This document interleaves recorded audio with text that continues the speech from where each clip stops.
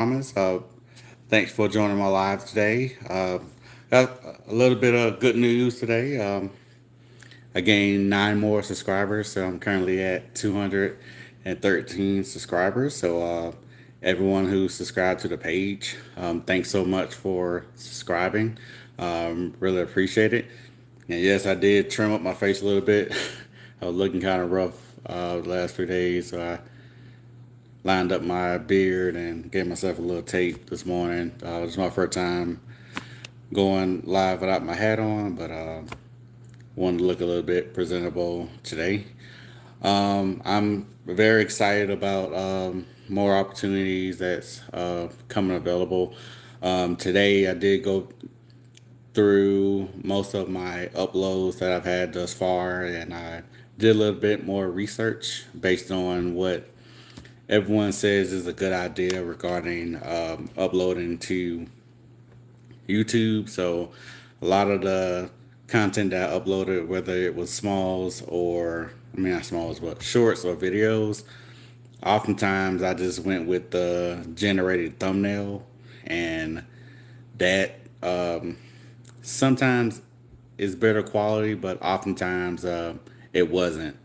So I went through, changed up a few thumbnails today. I worked on my titles for some of my uploads this morning, and believably, I've actually got more and more hits today off of just changing my thumbnails and just changing up my titles.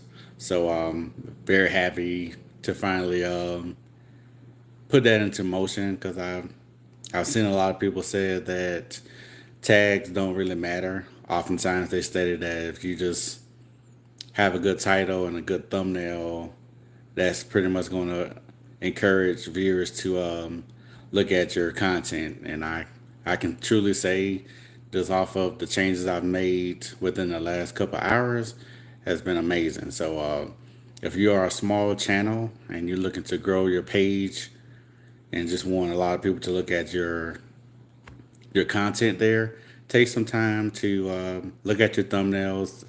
Usually, if you the thumbnail generator that comes in YouTube, it gives you more than likely 3 to 4 different options from the thumbnails, but oftentimes you do have other options. You can upload a personal thumbnail. Usually, if you take a picture of the same item or video that you uploaded, of course, that picture is going to be a better quality. So I did go there and look through a lot of my photos of the pictures that I took was that aligned with the video, and it's been a wonderful takeoff so far. The last couple hours, within the last 60 minutes, I've gotten 306 hits on my video, which is which has been amazing. But since this morning, I've gotten over 1,200 hits by just going in and adjusting my title and uploading my thumbnail. So definitely, anyone who's new to YouTube and you're trying to make sure that you have the best quality of content, take that time. I know you've probably seen a lot of people online say that, hey, if you want your content to get a lot of views, look at your thumbnail and look at your title. That's a true thing. It is a thing. I've been uploading to YouTube going on 2 months, and it's just going by today, this morning, just looking at adjusting my title and my thumbnail. It's been an amazing accomplishment. What's going on in life? Nothing much today. Just woke up feeling very refreshed. I feel good about life so far.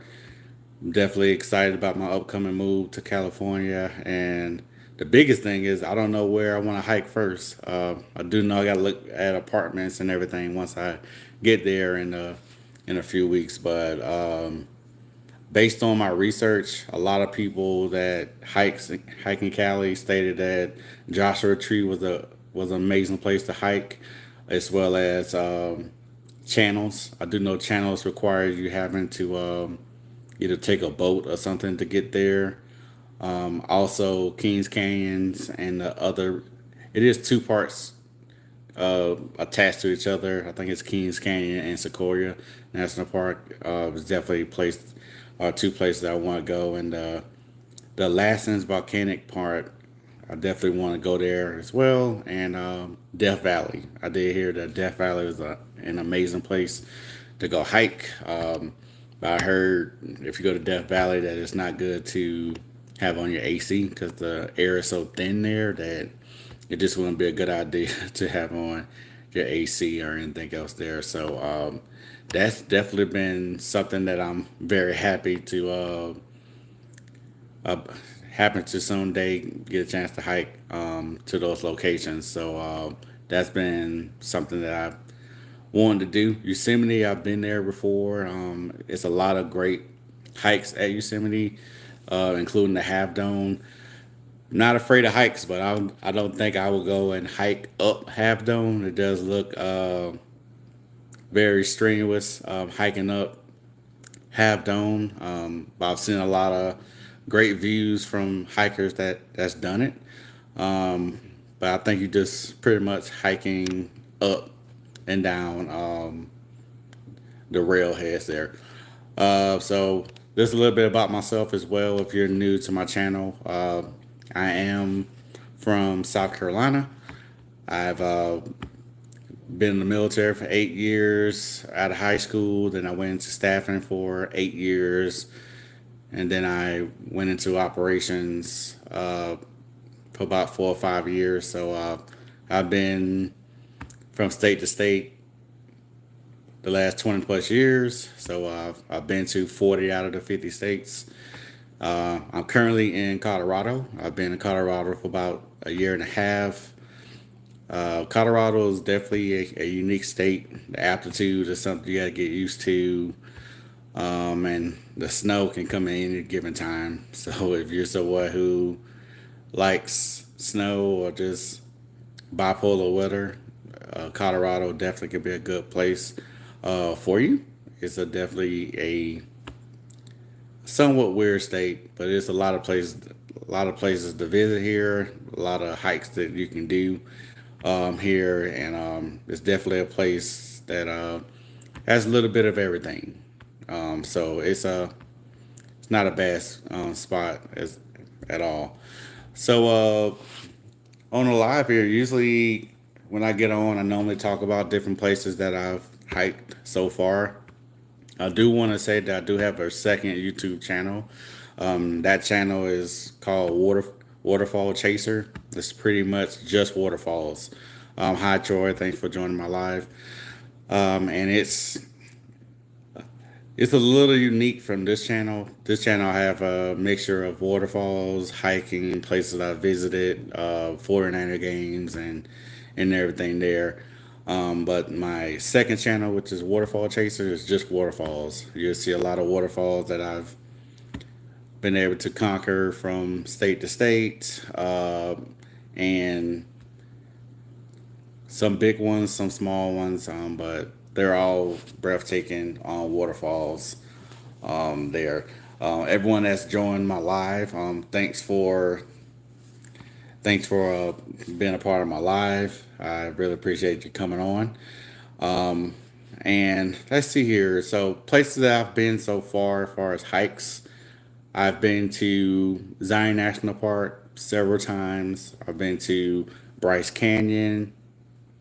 I've been to the Grand Canyon.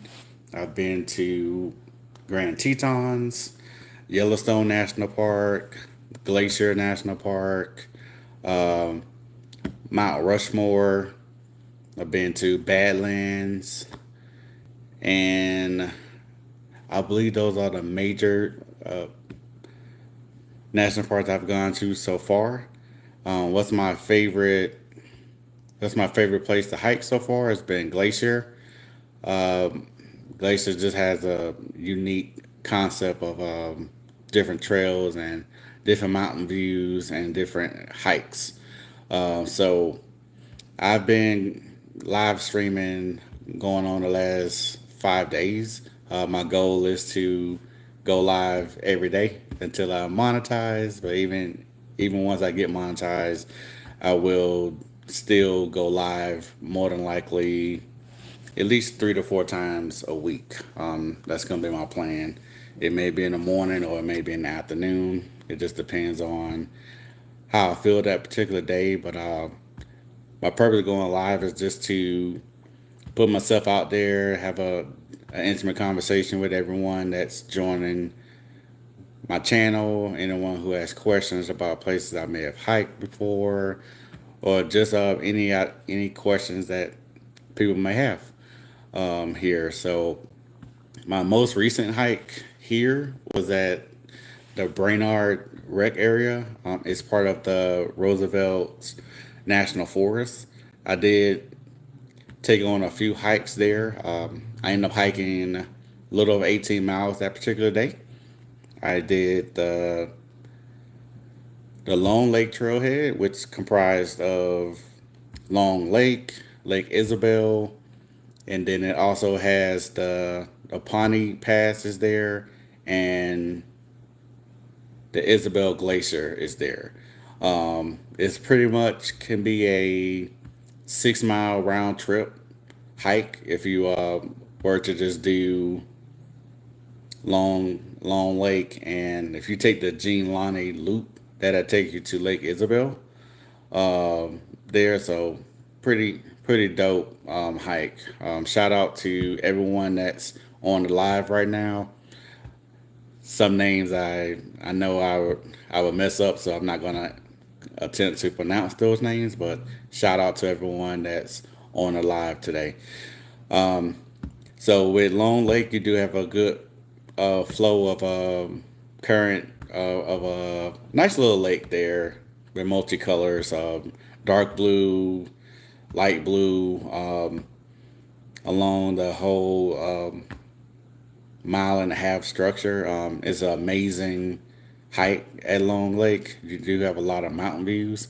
When I went there a couple weeks ago, there was a lot of snow on the ground, pretty much 2 to 3 feet on those trailheads. But it was amazing. So right at the Long Lake, there is a sign that has the Gene Lonning trailhead. So if you take that loop, it'll again take you to Lake Isabel. Lake Isabel is definitely a great lake to visit. There's a lot of shaded areas on the trailhead there. It was a little bit muddy when I went on that hike a couple weeks ago, but definitely great scenery there. Didn't see any wildlife on that trailhead to Long Lake and Lake Isabel, but it was definitely a great viewpoint of the mountains and a couple of nice scenic lake viewpoints there. Again, hi to everyone that's on the live. Thanks for taking the time to join my live. Just going over a few of my most recent hike here in Colorado, which was at the Brainerd Rec area. So right after the Long Lake trailhead, I proceeded to Mitchell Lake. Mitchell Lake and Blue Lake is on that trailhead. So Mitchell Lake is a nice mountain view lake there. It's a multicolored lake. Some hues will come off as blue. Some lakes will come off as a beige or clear hue of water, but very very scenic there. But what stood out about Mitchell Lake was there was about two different waterfalls within a half a mile of Mitchell Lake and right after Mitchell Lake, before you got to Blue Lake, and it's breathtaking waterfalls. Both of the waterfalls have a bridge that you can cross over to continue on the trailhead. And what I liked about those two waterfalls, as well as the bridges there, you could walk down a few rock structures to get better viewpoints of the waterfalls there. I was initially told that there was no waterfalls on the trailhead, which I was bummed out about. So when I got to the trailhead and hiked within a mile of the trail of Mitchell Lake, seeing a waterfall for the first time there was like, okay, maybe the person didn't hike as far as I did to see that waterfall. And then as I proceeded further, there was another waterfall, just as better as the just as good as the first waterfall. So nice viewpoints there. The bridge is pretty sturdy, and again, you got waterfall views on both sides of the Mitchell Lake trailhead there. Now, after Mitchell Lake, I proceeded up to Blue Lake. Blue Lake is a very strenuous hike. So I would pretty much classify Blue Lake as a hard hike because it's mostly uphill, and the mountain peaks there are the highest mountain peak near Blue Lake is a 13er. So it is very strenuous. It was very muddy as well. On the way to Blue Lake, I encountered at least 8 to 9 different snowfields, and those snowfields, some of the snowfields were just maybe a foot worth of snow, but the other 7 to 8 snowfields were at least 3 feet of snow, and a huge surface area of snow. So it wasn't a situation in which, okay, I'm just walking over a single layer of snow. It was about, like I say, about 3 to 3.5 inches. I mean, inches of feet of snow. Very slippery, but it was worth the trek. Also, as you're hiking along Blue Lake, you will also encounter a lot of rock quarries in which you have to hike up certain part of rocks to get up to Blue Lake. And there's also streams of water throughout that trail. So as you're hiking up to Blue Lake, you're gonna see a lot of mud. It was a lot of mud areas. The snow was melting, and then I like the zigzag hike. That way, I'm not. I'm just changing my paths up as I'm hiking, but it was a lot of wet rocks hiking up. It reminds me of, if you ever been to Rocky Mountain National Park, hiking up to Blue Lake was similar to Sky Pond. Sky Pond was pretty much a 10-mile round trip hike, but you had to hike up at least 3 waterfalls to get up to Glass Lake and Sky Pond. So I would consider Blue Lake again a very strenuous hike because each time I began to hike up to Blue Lake, there was scenic waterfalls to your left hand side, monster waterfalls. Those waterfalls kept connecting to the coastline and the mountainside, and with the snow that was still on the ground and in the mountains, some of the waterfalls was penetrating through the snow. I've seen waterfalls for years, but I've never seen waterfalls that's on a mountain side in which the water penetrated through the snow and continued to flow down the mountainside, down the whole coastline there. It was it was an amazing view. But one of my favorite views along Blue Lake was before you get to Blue Lake. It's like a staircase waterfall structure to your left hand side. One of the most unique waterfalls I've ever seen before. And if snow wasn't on the ground, I probably would have hiked over towards that waterfall to get a better view. Because that Stair Lake waterfall that's just prior to getting to Blue Lake was a huge waterfall. It's literally looks you like you walking up steps, but it's a huge surface area of steps you would be somewhat hiking up if you were to do steps. But I don't believe it's a structure that you can actually, I wouldn't advise anyone to actually try to walk up that waterfall, but because it's to the distance, it's really there just to me for a viewpoint. A lot of the water that's flowing from Blue Lake penetrates through that staircase waterfall area and just flows all the way down for miles, at least 3 to 4 miles. It flows down. So when I finally got to Blue Lake, it was an amazing viewport. I would consider that to be a high risk, high reward hike to Blue Lake Because when you get there, it was definitely, of course, it is a blue lake, but at that time, 2 weeks ago, it was still snow everywhere. So the lake was 95% frozen. On the mountainside behind it was frozen, but they also had a, it was also a waterfall in the mountainside as part of Blue Lake. Nice waterfall to the distance. I would have hoped to hike near that, but I don't think it's a hiking point to that waterfall. It's not a monster waterfall, just a nice waterfall that's coming from the mountainside that's flowing down to Blue Lake. But with Blue Lake, seeing the iceberg on the lake, certain aspects of it, if you stared into Blue Lake, you can actually see the iceberg below the water as well. It was an amazing viewpoint. Like I've seen frozen lakes before, but not to the point in which the layers of iceberg above the water was about the same size underneath.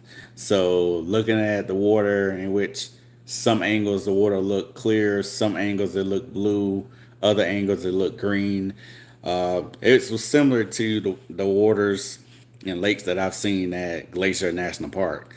It was definitely amazing. I started that hike a little after 2 p.m. I got up there about 4:05, 4:06 p.m. And what I liked more about it was I had the mountain to myself. No one else was on the trailhead once I got up there, so it gave me some time to just reflect on life and just relax and just have a zen moment up there. Just speaking with the mountains, reflecting, seeing the clouds come in and out. It was a little shower that came down because between 5 and 6 it was slated to have rain. So I was kind of worried that if I stayed up there any longer towards 5, then I would have had to hike on wet rocks back and hike through mud to get back to the trailhead. So I stood up there on Blue Lake for about 30, 35 minutes, just soaked it all in, just admiring just the beauty of Blue Lake, seeing a waterfall from a distance attached to Blue Lake, seeing the different hue colors of Blue Lake, whether it was clear, blue, green. Some of the pictures I took while I was there,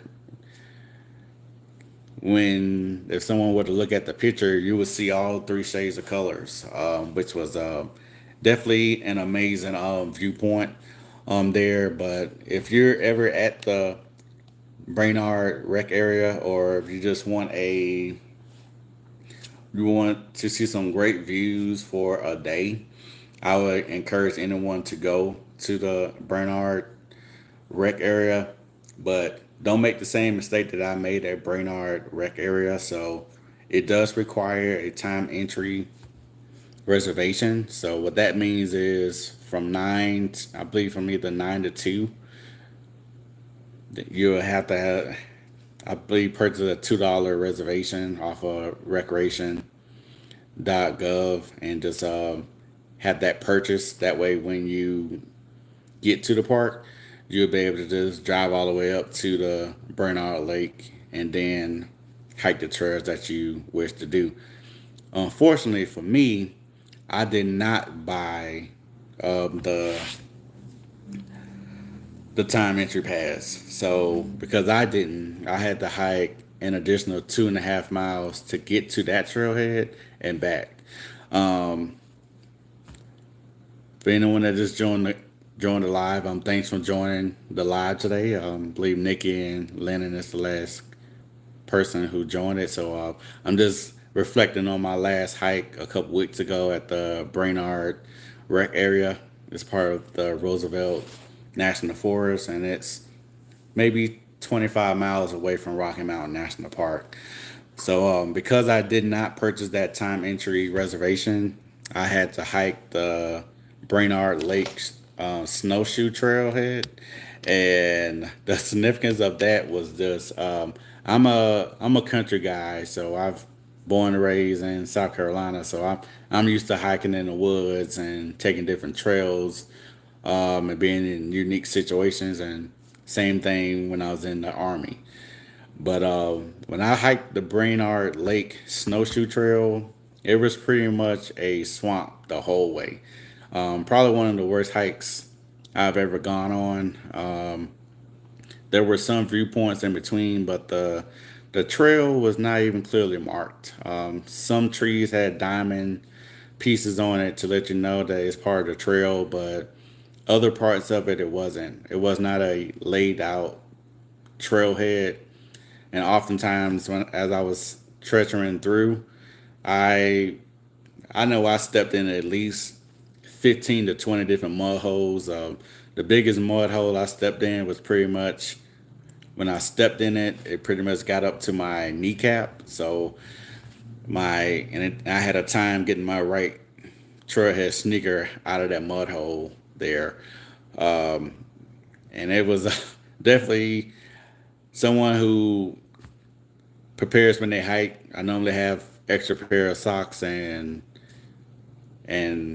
t-shirts and everything in my backpack, but because I thought it was going to just be a couple easy hikes, I left all that in my car. So it took me about 20 minutes to get my right shoe out of that huge mud hole I stepped in. So the good thing about that hike is being a guy that was a country boy, but also was in the military for 8 years. I had to lean on my land nav skills and my survivor skills to get through that 2.5 mile trailhead. So just looking at the surroundings, looking at different trees, trying to identify footsteps and trails on my own to get through. It took me about 2 hours to get out of that snowshoe trailhead to get to the Brainerd Lake. Definitely wasn't fearful at all. It was just a matter of just I like I like going to different trailheads that's clearly identified with signs and everything else there. But I do know from state to state, some national parks do better jobs at having trailheads identified compared to others. But this rec area part of the trailhead was just very uncomfortable there. So I hiked the first mile and a half through that little jungle swamp area. And then once I got to the clearance area, it was another mile to get to Brainerd Lake. So I did see a campground that had some benches there. So I went to a couple of camp. Well, I passed through a couple of campgrounds, but I stopped at one. So my just to dry my feet and my socks because my socks were drenched, my shoes were drenched in water. So I stopped for about 30 minutes. The sun was just coming up, so probably within 25 to 30 minutes, my socks was dry and my Nike Trailhead sneakers were dry. So I hiked the additional zero point 0.7 miles to get to the Brainerd Lake, and once I got there, was welcome to a great mountain view of the coastline there. And the trails at Brainerd are not. There would be a sign when you first get to a trailhead of what trails are there, but once you start the trail, you won't see any more signs of what's on those trails.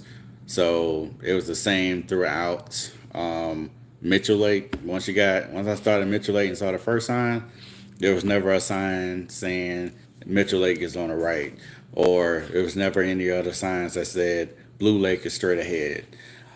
So that one's a little different.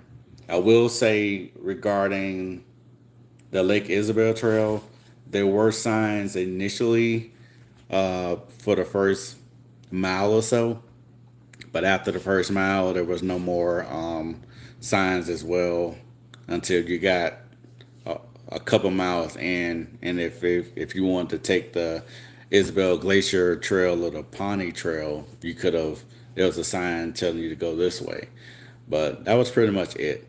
So, but the Brainerd rec area was definitely had some great trails there. You can definitely see some good sights there. You do have some waterfalls and some great areas to visit. Most people, when they go to the Brainerd rec area, there will be a lot of crowds at Long Lake. So if you're someone who wants to avoid crowds, then you may want to go to Long Lake first, as I did, just to just to beat the crowds and be able to take in some great videos and take some good pictures along the Long Lake Bridge, and then as you proceed over to Lake Isabel. When I was on Mitchell Lake Trailhead and Blue Lake, didn't see too many people on that trail because I believe because it's a very strenuous trailhead, not many people will hike those trails. And if anyone does hike Mitchell Lake, they may hike just up to the two waterfalls and then chill out at Mitchell Lake for an hour or so and then head back. It's not too many more people that will actually hike up to Blue Lake. So during my 2.5 hour hike to Blue Lake from the Mitchell Lake trailhead, I may have seen a total of 15 to 20 people,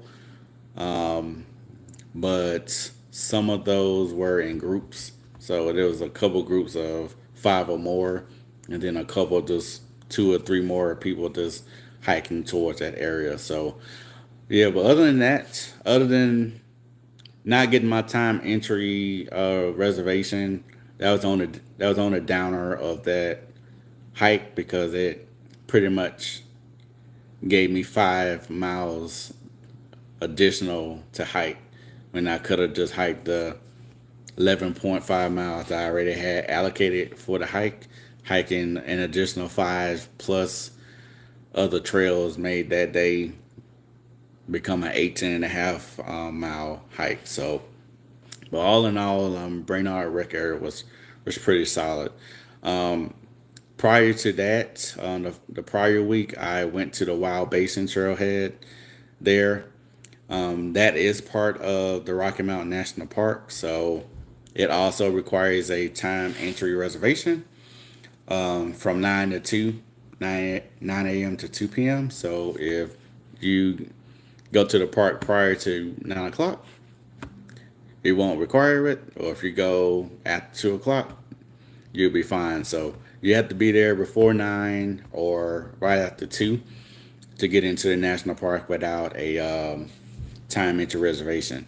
Now, if you're someone who loves waterfalls and you just love viewpoints of several waterfalls along a 4 mile stretch, definitely go to Copeland Falls on Trailhead. So when you get through the initial gate at that Rocky Mountain National Park, it's about a 2 mile drive to the Copeland Trailhead. It's a very bumpy road, a lot of potholes, and a lot of bumpy roads throughout. So if you're someone who have a car that have a nice car, some people won't even drive it to that location because the narrow roads and very dirty, dusty and potholes and everything there. So just know once you get to the gate, it's about 2 more miles to that trailhead. But once you get to that trailhead, that's probably one of the most crowded places as well at the Wild Basin. So there may be limited parks available at the Copeland Trailhead. So along the Copeland Trailhead, you do have several different waterfalls along that 4 mile hike if you go all the way up to Ouzel Lake. So Copeland Falls is the first waterfall you're going to see. It has a lower falls and it has an upper falls. The lower falls has a lot of shaded areas in which you can just take a seat by the waterfalls and just be mesmerized by those views because it's a very common views there. The waterfall is definitely strong waterfalls there. So if you're someone who just want to chill out by a waterfall for a few hours, Copeland Lower Falls is definitely the place for you. Again, a lot of shaded areas there. A lot of places you can just sit at and just observe that waterfall view. Now the upper view is a moderate, not even a quarter mile uphill hike to that area. But it's some nice viewpoints as well to the upper falls. Now the Copeland Upper Falls does go for about a mile and a half. So you, you can see a lot of good vantage points of the Copeland Upper Falls throughout that hike there. So if you're someone who love views from different vantage points, you can definitely get right to the first part of the Upper Falls and just take a few pictures there and just look at the flow of the Upper Falls that it translates down to the Lower Falls. Or you can maintain the hike if you after you leave where the Upper Falls is located at. The falls goes for about a mile and it's constant flow. It's flowing through rock structures and different plants and stuff. There, it's a it's a huge surface area there. So as you proceed up along the hike, it will be it will turn into a moderate hike because the next waterfall that you're going to approach will be the Callisto Cascades. So there will be a couple bridges that you'll be able to cross. And before you even get to the Cascades, it is a nice towering waterfall to your right, in which you can see the water flow down through rocks and different trees. Huge area scenery there, but on the opposite side of the bridge, you do have the flow continues, so you do have great views of the falls there on both sides of that bridge before you get to the Callisto Falls. So a lot of people, when they get to that first bridge, they're assuming that that waterfall there are the Callisto Cascades, and it's not. It's just the waterfalls that's flowing throughout the Wild Basin at that location. So when you get to that first bridge is not the Callisto Cascades. It's just a nice waterfall that's coming down from the Wild Basin. So it will continue. That trailhead will continue to be uphill from the upper falls of the from the Coleman Upper Falls. It will proceed upwards. So as you continue to hike up the mountainside there, you will then get to the Callisto Cascades. What the Callisto Cascades is, it's probably to me one of the best waterfalls I've ever seen because it's just the waterfall goes up so high. It seems like you're looking at the looking at the clouds, and because the waterfall structure is on an incline going up, and the flows of it is an amazing. This is an amazing viewpoint there. So from that point, there's a bridge right there in which you can just observe the views of the Callisto Cascades from both sides of the bridge. The bridge, when you're coming up to your left, so that is only one bridge, but the bridge that you're initially getting to your left, you'll see the towering cascades flowing down. And then on the right hand side of the bridge is just the continuous flow from the Callisto Cascades. But it's a very common view. There's places that you can actually get close to the waterfalls, in which the falls will just be flowing through the rocks with you right there. And it's some shaded areas of the Callisto Cascades as well. There's a huge log in the center of the Callisto Cascades. Most people, if you're not afraid to do it, some people will go to that big log in the middle of it, and they'll just sit there and have someone take pictures of them from the bridge area, or it's other places by the log that people can take pictures of you as well on that log. But just know this be careful because the Callisto Cascades, if you get close to the Cascades waterfall there, it is very slippery along the structures of it. So if you do decide to go to sit on one of those rocks or just get a closer view of the Cascades, just enter at your own risk. Just know that it's very slippery and you could get injured if you're not paying attention to movement along the Callisto Cascades. So, if you're someone who would just be content with just seeing those two waterfalls, you could turn around and just hike the 2.5 miles back, with just being content with the upper and lower Copeland Falls as well as the Callisto Cascades. But if you want to see another waterfall, about a mile and a half up the mountainside is the Ouzel Falls. So it is mostly an incline as well. I would consider it a moderate hike to the Ouzel Falls, but definitely great viewpoints there. So when you get to the Ouzel Falls, the waterfall comes at an angle from the mountainside, and then it just flows down. It's definitely a great waterfall viewpoint. There's a lot of shaded areas as well that you can, if you want to get a closer view of the Ouzel Falls, that you can just walk along the rocks and little hillside area there to get a better view. There's also a long bridge there, so if you want to get some good pictures from the bridge of Ouzel Falls, it's definitely some great vantage points on both sides of the bridge of Ouzel Falls there. So right at Ouzel Falls, it's pretty much a little over 3.5 miles there. There is Ouzel Lake if you had more time in the day or just want to keep going. Ouzel Lake would be another mile or so uphill. That particular day, it was coming up on 5 o'clock. So I considered going to Ouzel Lake initially, but I didn't want to push it on that particular day.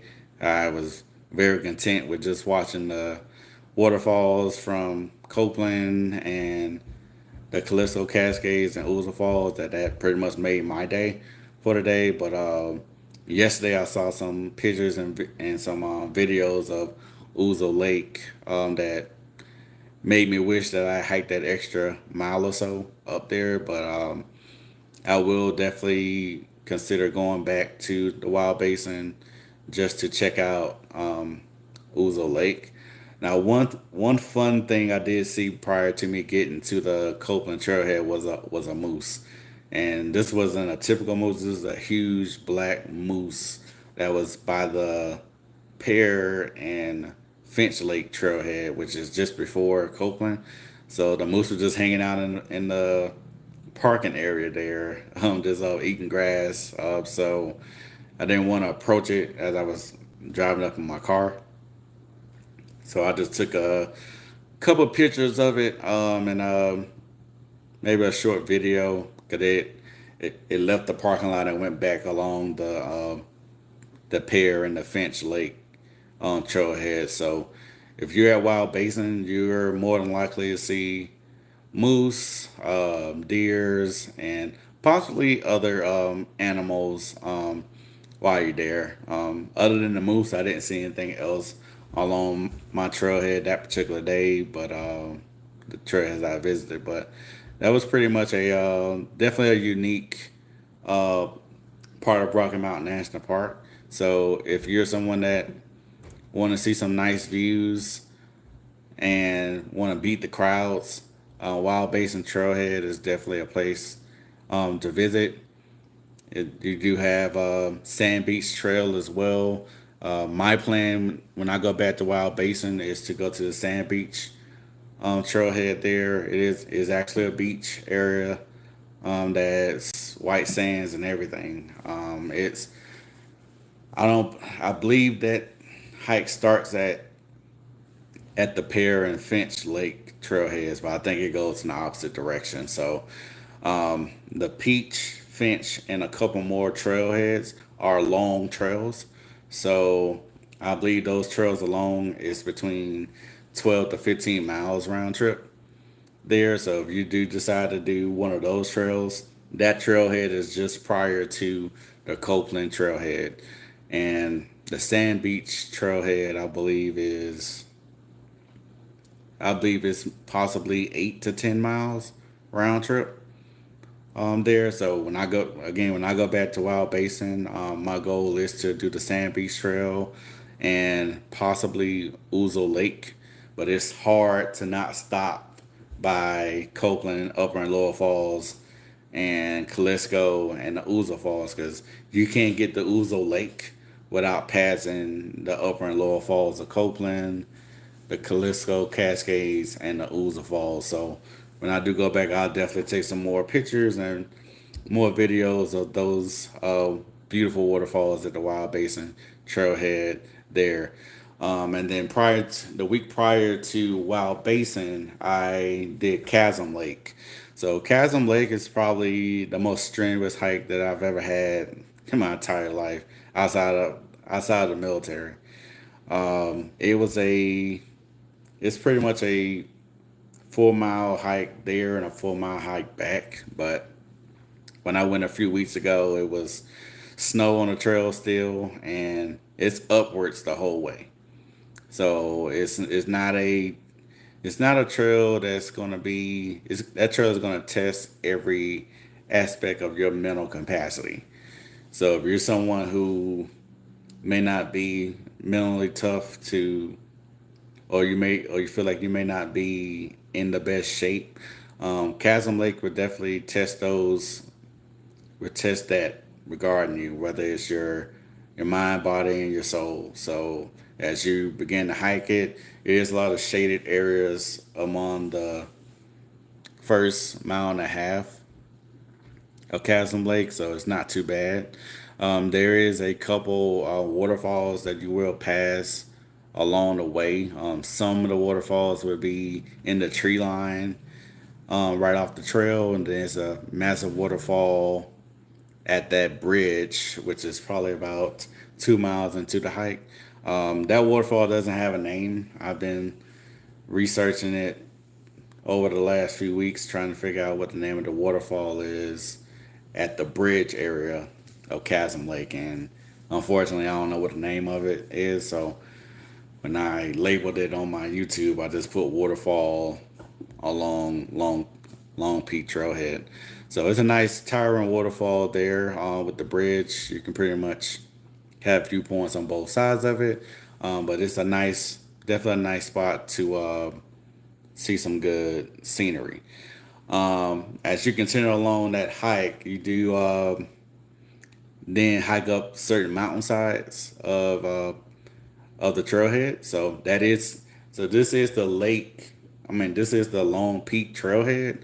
So most people that hike this trail, it could be going to Long Peak. I believe Mount Lazy. I mean Mount Lady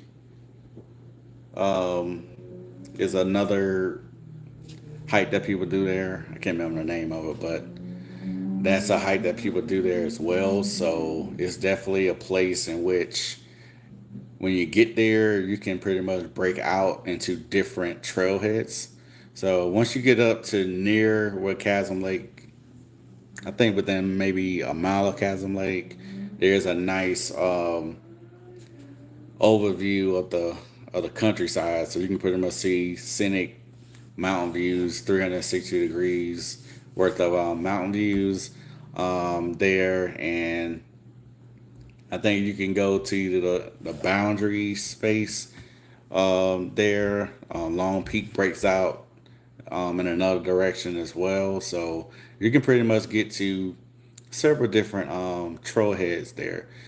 So as you proceed up to Chasm, there was two major snowfields that was by that waterfall that's coming down. So there's a nice lake and waterfall about a mile away from Chasm Lake. It's to your left. It's amazing viewpoints.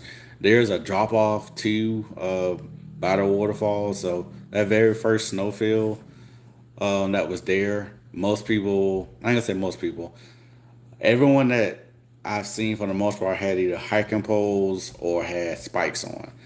But even the people that had spikes and hiking poles, they still slipped on that snowfield, going there and coming back. So I would caution anyone that had plans to go to Chasm prior to this time of the year. You should be fine. But 3 weeks ago, it was pretty much those two snowfields. So I honestly didn't have any spikes or poles. So I decided to stop at the waterfall and where that pond was, and then turn around and went back. But the news, I went on all trails yesterday, and I seen that the snowfields are no longer there. I did get some advice for some of the like tenured hikers that hike all year long. Stated that the best time to do chasm would be around the second week of July because the snow should have melted by then, and they were spot on. Because when I went on all trails yesterday, I saw people say that the snowfields are no longer there, so it's not as bad. But I will say this: even beyond the two snowfields that's there, you do have to hike up uh, a rock quarry to get to chasm. So it's not a cakewalk once you get up to that where the waterfall and where that pond is there. So just know once you cross that area, the first area to where the snowfields were at, if it's not there anymore, it is kind of a uphill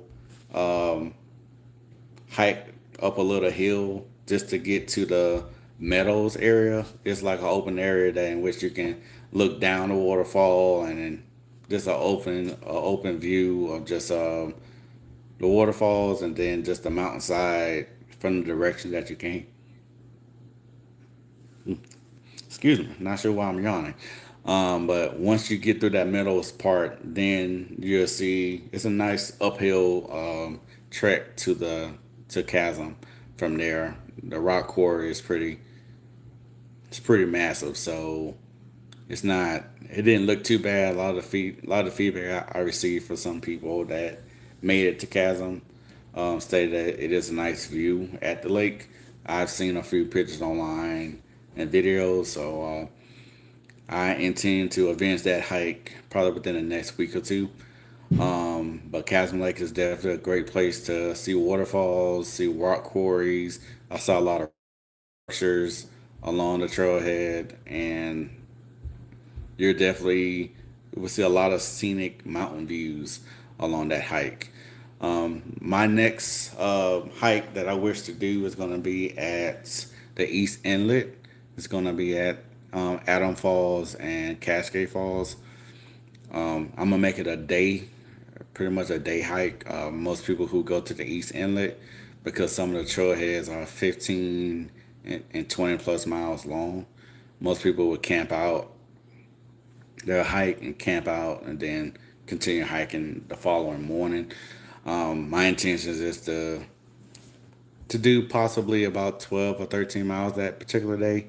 I will do the Adams Fall and the Cascade Falls, but I believe it's a couple nice lakes along the trailhead. So I will more likely with me. I usually when I'm going hiking, I'll get up around 3:30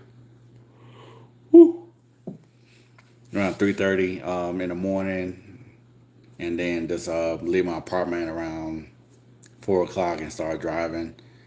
But oftentimes, if it's like me going to Rocky Mountain or another structure, I will get up around 3 o'clock and make sure I leave my apartment about 3:30 because it could take like for me it takes me about an hour and 10 minutes to get to Rocky Mountain in the Wild Basin area. So the East Inlet is 117 miles. So I would more than likely may have to leave around 3 o'clock that particular day just to avoid having to get a time entry pass just to get into that park. So those two waterfalls look amazing. So I am going to do the East Inlet next. Adams Fall and Cascade Falls will be next on my list.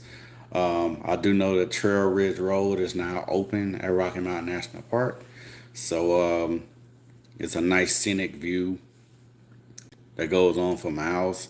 So it's only opened up. It only opens up during certain parts of the year. I think from July to October. So if you are in the Rocky Mountain National area, Rocky Mountain National Park area, definitely get that pass for the Trail Ridge Road. That's on my bucket list of places to go at Rocky Mountain. So I am going to do Trail Ridge Road probably within the next few weeks as well.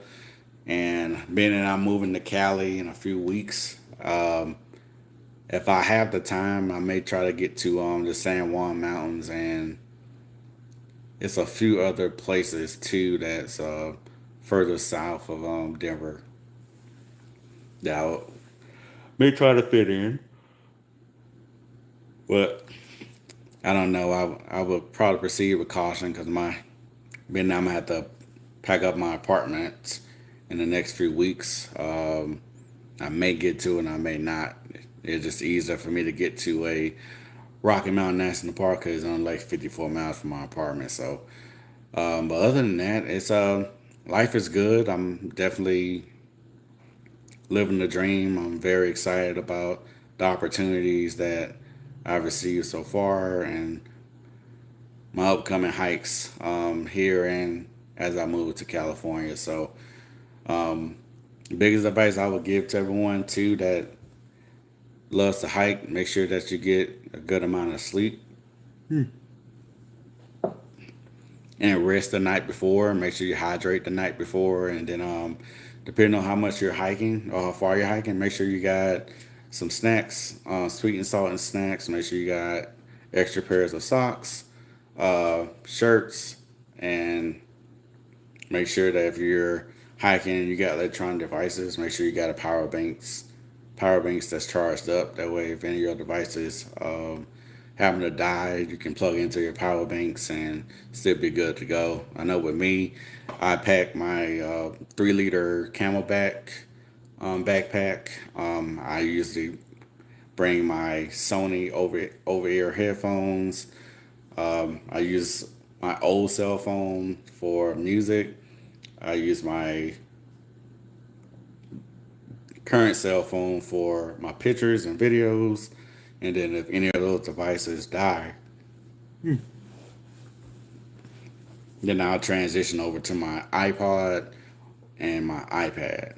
So, and I pack all those cords and in my Camelback backpack, just so I'll be ready for whatever on the trailhead there. Also, make sure you stretch a little bit while you're on trails. I'm a Nike guy, so all I wear is Nike throughout the year.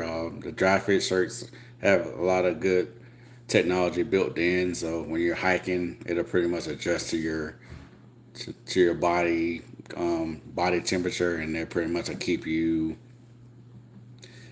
cool throughout. So just be cautious. Don't overdo it when it comes down to hikes. Um, when you're on the hike, if you think you need to take a break, take a break. Don't overdo it.